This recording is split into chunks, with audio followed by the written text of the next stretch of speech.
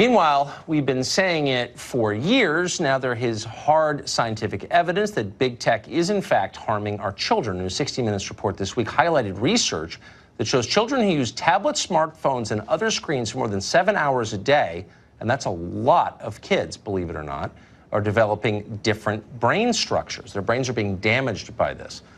Tom Kirsting is a psychotherapist who's written extensively on this subject, and he joins us tonight. You must feel vindicated by this report, Tom. I do. I'm actually happy to see it, to be honest with you, because it's something I've been speaking about for so many years at lectures and in my book. And now we could finally have some scientific preliminary evidence showing exactly what all of this tech is doing to the brain. So what is it doing? Well, first of all, the area of the brain called the cortex, which is the outer layer of the brain, the preliminary study that the researchers conducted shows a premature thinning of that part of the brain, okay? Which is kind of frightening considering the importance of that part of the brain, what it does, how it's very important just for human beings in terms of organizing, planning, and a host of other different things. Another component that you don't hear much about is something called neuroplasticity, which is actually the greatest breakthrough in modern day psychology. And the term plasticity meaning that the brain, although very strong and rigid, can be molded and shaped if placed in the right environment for 3 or more hours per day. We know that the average kid is spending 9 hours a day on average in what I consider to be the most highly stimulating of worlds. And what happens is the brain will actually grow new neural pathways, or will reorganize its circuitry to adapt to that cyber world.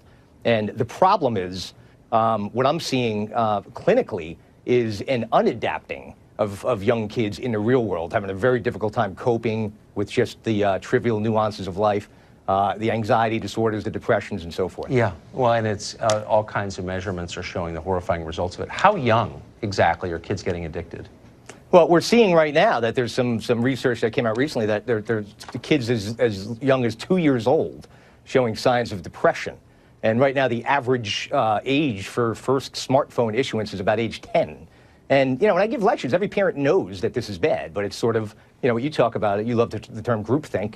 I use the term social conformity. We tend to do what everybody else is doing. And parents, anybody listening, you have got to do what is in the best interest of your child, not what everybody else around you is doing. So can you just give me the 20-second answer to the question I always ask you, which is why are we so passive in the face of this? If 2-year-olds were huffing on Marlboros, we'd say, you know what, no, not allowed. But we just sort of sit back and let our society collapse in the face of this. Why?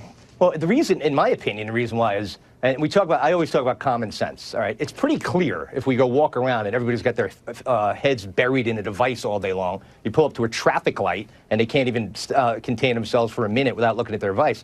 It's pretty clear that it's having an impact on their behavior. Now, the reason why nobody's doing anything about it is because we're always looking for scientific evidence, all right? And now we have some of it, and we're going to start seeing a lot more of it. And we're going to start seeing some changes as a result, Tucker. Yeah, and we waited too long for the studies to confirm the obvious. Tom, thank you very much. Thank you.